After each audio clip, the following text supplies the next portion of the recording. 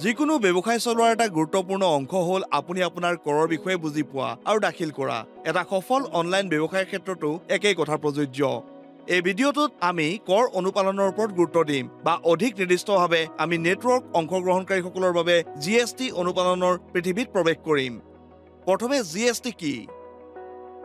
GST বা সামগ্ৰী আৰু সেৱা কৰ সাধাৰণতে হৈছে এক পৰোক্ষ কৰ যাক ভাৰতত সামগ্ৰী আৰু সেৱাৰ যোগানৰ ওপৰত আৰোপ কৰা হয়। পৰোক্ষ কাৰণ ক্ৰেতাই ইয়াক পোনপটীয়াকৈ চৰকাৰক পৰিশোধন নকৰে। যোগানকৰ্তাই অৰ্থাৎ ব্যৱসায়ী বা সেৱা প্ৰদানকাৰী চৰকাৰক GST পৰিশোধ কৰিব লাগিব আৰু যেতিয়া আপুনি যোগানকৰ্তাৰ পৰা বস্তু ক্ৰয় কৰে বা সেৱাৰ ব্যৱহাৰ কৰে, যোগানকৰ্তাই তাৰ পিছত আপোনাৰ ক্ৰেতাৰ পৰা পৰিমাণটো পুনৰুদ্ধাৰ কৰে। GST সাধাৰণতে আপুনি ক্ৰয় কৰা সামগ্ৰী বা সেৱাৰ মূল্যত যোগ কৰা হয়। চাওঁ আহক, কোনে GST পৰিশোধ কৰিব লাগিব। সকলো যোগানকৰ্তাই অধিসূচিত হাৰত GST পৰিশোধ কৰিব লাগিব। অৱশ্যে কিছুমান ব্যতিক্ৰম আছে। আপুনি ক'ত GST পৰিশোধ কৰিব নালাগে সেই বিশেষ পৰিঘটনাবোৰ চাওঁ আহক। প্ৰথমতে, যিসকল যোগানকৰ্তাই মুখ্যতঃ ৰেহাইপ্ৰাপ্ত সামগ্ৰী সেৱা যোগান ধৰে তেওঁলোকে GST পৰিশোধ কৰাৰ প্ৰয়োজন নাই।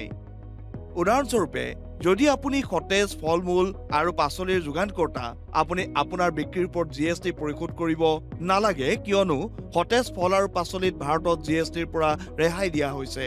দ্বিতীয়তে, যিসকল যোগানকৰ্তাৰ বাৰ্ষিক ৰিটাৰ্ণ অভাৰ নিৰ্ধাৰিত বাৰ্ষিক সীমাৰ তলত পৰে তেওঁলোককো এই কৰৰ পৰা ৰেহাই দিয়া হয়। ভাৰতত GST আইনে উত্তৰ-পূবৰ ৰাজ্যসমূহৰ বাবে বাৰ্ষিক ৰিটাৰ্ণ অভাৰ 40 লাখ আৰু 20 লাখৰ ক্ষুদ্ৰ ব্যৱসায়ৰ বাবে ৰেহাই প্ৰদান কৰে। সেয়েহে যদি আপুনি এটা সৰু হস্তশিল্পৰ ব্যৱসায় চলায় আৰু আপোনাৰ বাৰ্ষিক ৰিটাৰ্ণ অভাৰ হৈছে 39 লাখ, আপুনি সীমাৰ তলত পৰে আৰু সেয়েহে GST পৰিশোধ কৰাৰ পৰা ৰেহাই দিয়া হয়। শেষত, কিছুমান সেৱাৰ যোগানকৰ্তাৰ ক্ষেত্ৰত যেতিয়া তেওঁলোকে কমাৰ্চ অপাৰেটৰৰ জৰিয়তে সেই সেৱা আপোনাক যোগান ধৰে, যাক ECO বুলিও কোৱা হয়, ECOয়ে নিজে GST পৰিশোধ কৰিব লাগিব। যেনে এয়া যোগানকৰ্তা, এইটো কেৱল CGST আইনৰ ধাৰা 9(5)ৰ অধীনত জাননী দিয়া সেৱাৰ ক্ষেত্ৰত প্ৰযোজ্য। এইবোৰ হৈছে ৰেষ্টুৰেণ্ট সেৱা, যাত্ৰী পৰিবহণৰ বাবে মটৰ, বাহন বুকিং, বাসস্থান সেৱা আৰু হাউচকিপিং সেৱাৰ দৰে সেৱা। এই ক্ষেত্ৰত ECOয়ে GST পৰিশোধ কৰে, প্ৰতিটো যোগানকৰ্তাই নহয়। উদাহৰণস্বৰূপে, যদি টেক্সি চালক এজনে টেক্সি এগ্ৰিগেটৰ এপৰ জৰিয়তে যাত্ৰী পৰিবহণ সেৱা প্ৰদান কৰে, টেক্সিয়ে GST পৰিশোধ কৰিব লাগিব, চালকজনে নহয়। পৰৱৰ্তী পদক্ষেপটো হ'ল আপুনি GST পঞ্জীয়ন প্ৰাপ্ত কৰিব লাগিব নেকি সেইটো জনা। গতিকে কোনে GST পঞ্জীয়ন কৰিব লাগিব? নিৰ্ধাৰিত বাৰ্ষিক ৰিটাৰ্ণ অভাৰৰ সীমা অতিক্ৰম কৰা ব্যৱসায়বোৰে GSTৰ বাবে পঞ্জীয়ন কৰিব লাগিব, যি ৰাজ্যৰ শ্ৰেণীৰ ওপৰত নিৰ্ভৰ কৰে। কমাৰ্চ অপাৰেটৰ, বায়াৰ এপ্লিকেশ্যন আৰু সেলাৰ এপ্লিকেশ্যন সহ যিসকলে GST আৰু TCS উৎসত কৰ সংগ্ৰহ পঞ্জীয়ন দুয়োটা প্ৰাপ্ত কৰিব লাগিব। আন্তঃৰাজ্যিক যোগানত নিয়োজিত যোগানকৰ্তাসকলেও GSTৰ বাবে পঞ্জীয়ন কৰিব লাগিব। ECOৰ জৰিয়তে বিক্ৰী কৰা যোগানকৰ্তাসকলেও GST পঞ্জীয়ন প্ৰাপ্ত কৰিব লাগিব। অৱশ্যে কিছুমান ব্যতিক্ৰম আছে। কিছুমান যোগানকৰ্তাই ECOৰ জৰিয়তে বিক্ৰী কৰিলেও GSTৰ বাবে পঞ্জীয়ন কৰিব নালাগে আৰু ভাৰত চৰকাৰে বিশেষ কাৰণ উল্লেখ কৰিছে।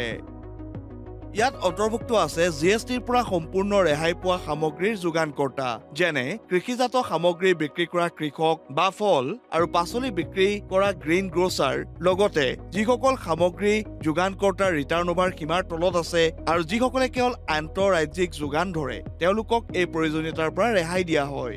উদাহৰণস্বৰূপে, এইবোৰ সৰু কিৰাণা ষ্ট'ৰ হয় যি কেৱল তেওঁলোকৰ চুবুৰীয়া গ্ৰাহকসকলক বিক্ৰী কৰে। লগতে যিকোনো যোগানকৰ্তাই ধাৰা 9(5)ৰ অধীনত জাননী দিয়া সেৱা প্ৰদান কৰিলে আৰু GST পঞ্জীয়নৰ পৰা ৰেহাই দিয়া হ'ব। এতিয়া যেতিয়া আমি GSTৰ বাবে কোনে পঞ্জীয়ন কৰিব লাগিব তাক সামৰি লৈছো, আমাৰ পৰৱৰ্তী পদক্ষেপ হৈছে কোনে ক'ত পঞ্জীয়ন কৰিব লাগিব। যোগানকৰ্তা থকা প্ৰতিখন ৰাজ্যত পঞ্জীয়ন কৰিব লাগিব। উদাহৰণস্বৰূপে, ৰাজস্থান আৰু উৰিষ্যাত অৱস্থিত এটা বাৰ্গাৰ চেইনে দুয়োখন ৰাজ্যত পঞ্জীয়ন কৰিব লাগিব। একেদৰে ECOয়ে প্ৰতিখন ৰাজ্যত TCSত পঞ্জীয়ন কৰিব লাগিব, য'ত তেওঁলোকে যোগানকৰ্তাসকল অৱস্থিত। ECOৰ মুখ্য কাৰ্যালয় বেলেগ ৰাজ্যত থাকিলেও এইটো প্ৰযোজ্য হয়। উদাহৰণস্বৰূপে, যদি এখন অনলাইন বুক মাৰ্কেট মুখ্য কাৰ্যালয় দিল্লীত থাকে আৰু ইয়াৰ যোগানকৰ্তাসকল অৰ্থাৎ বুক সেলাৰসকল মহাৰাষ্ট্ৰ আৰু পশ্চিমবংগত অৱস্থিত, তেনেহ'লে মহাৰাষ্ট্ৰ আৰু পশ্চিমবংগ দুয়োৰে বাবে TCS পঞ্জীয়ন কৰিব লাগিব। আমি শিকিছো GST কি, ইয়াৰ বাবে কোনে পঞ্জীয়ন কৰিব লাগিব আৰু ক'ত, কিন্তু এই GST আইনৰ অধীনত আপোনাৰ দায়িত্ববোৰ কি এইটো ভালকৈ চাওঁ আহক। GST সংগ্ৰহ আৰু ব্যৱস্থাপনাতেই কমাৰ্চ অপাৰেটৰৰ এক গুৰুত্বপূৰ্ণ ভূমিকা আছে। কিছুমান অতি নিৰ্দিষ্ট পৰিস্থিতিৰ বাহিৰে কমাৰ্চ অপাৰেটৰসকলে TCSত সংগ্ৰহ কৰা কৰ যোগ্য যোগানৰ 1% সংগ্ৰহ কৰিব লাগিব আৰু ইয়াক চৰকাৰৰ ওচৰত জমা কৰিব লাগিব। যোগানকৰ্তাই যেতিয়াই ইয়াৰ GSTৰ দায়বদ্ধতাখিনি পোনপটীয়াকৈ চৰকাৰক পৰিশোধ কৰিবই লাগিব। এতিয়া ONDC নেটৱৰ্কৰ ভিতৰত দুটা পৃথক সম্ভাৱনা আছে যাক আমি বিবেচনা কৰিব লাগিব।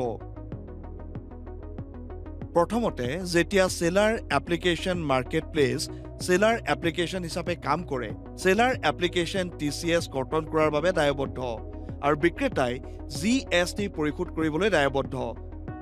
দ্বিতীয়তে, যেতিয়া সেলাৰ এপ্লিকেশ্যন ইনভেন্টৰী সেলাৰ এপ্লিকেশ্যন হয়, ভূমিকাবোৰ অলপ সলনি হয়।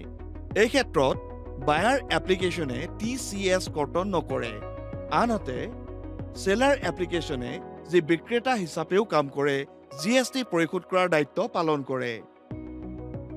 এই ক্ষেত্ৰত ধাৰা 9(5)ৰ অধীনত অধিসূচনা কৰা সেৱাৰ যোগানৰ ক্ষেত্ৰত, যাৰ ভিতৰত আছে ৰেষ্টুৰেণ্ট সেৱা, অনলাইন ৰাইড হেইলিং আৰু আৱাস সেৱা, ই অলপ বেলেগ ধৰণে কাম কৰে। ইয়াত কমাৰ্চ অপাৰেটৰে সমগ্ৰ GST পৰিমাণ পৰিশোধ কৰিব লাগিব, মূলতঃ যোগানকৰ্তাৰ স্থানত ভৰি দিব লাগিব। ফলস্বৰূপে কোনো TCS সংগ্ৰহ কৰিব নালাগে আৰু যোগানকৰ্তা পৃথকে GST পৰিশোধ কৰাৰ কৰ্তব্যৰ পৰা অব্যাহতি দিয়া হয়।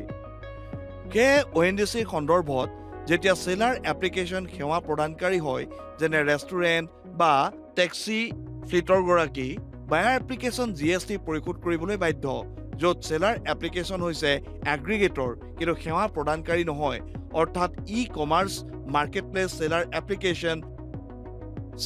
এপ্লিকেশ্যনে GST পৰিশোধ কৰিব লাগিব। এই দায়িত্ববোৰৰ উপৰিও কেন্দ্ৰীয় পৰোক্ষ কৰ আৰু শুল্ক পৰিষদে CBIC জাননী দিয়া অনুসৰি উপযুক্ত ৰিটাৰ্ণ আৰু প্ৰপত্ৰ দাখিল কৰিবলৈও ECO সকলক বাধ্যতামূলক কৰা হৈছে। ৰিটাৰ্ণ দাখিল কৰাৰ এই বাধ্যবাধকতা যোগানকৰ্তাসকলৰ বাবেও প্ৰসাৰিত হয়। মন কৰিবলগীয়া যে যিবোৰ ECOৰ পঞ্জীয়নবিহীন যোগানকাৰী আছে, তেওঁলোকে এনে যোগানকৰ্তাসকলৰ এটা বৈধ নামভৰ্তি নম্বৰ থকাটো নিশ্চিত কৰাৰ দায়িত্ব বহন কৰে।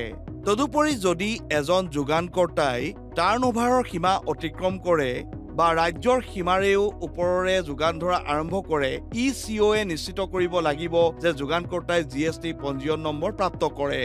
কমাৰ্চৰ ক্ষেত্ৰত GST অনুপালন বজাই ৰখাৰ বাবে এই দায়িত্ববোৰ বুজাটো গুৰুত্বপূৰ্ণ।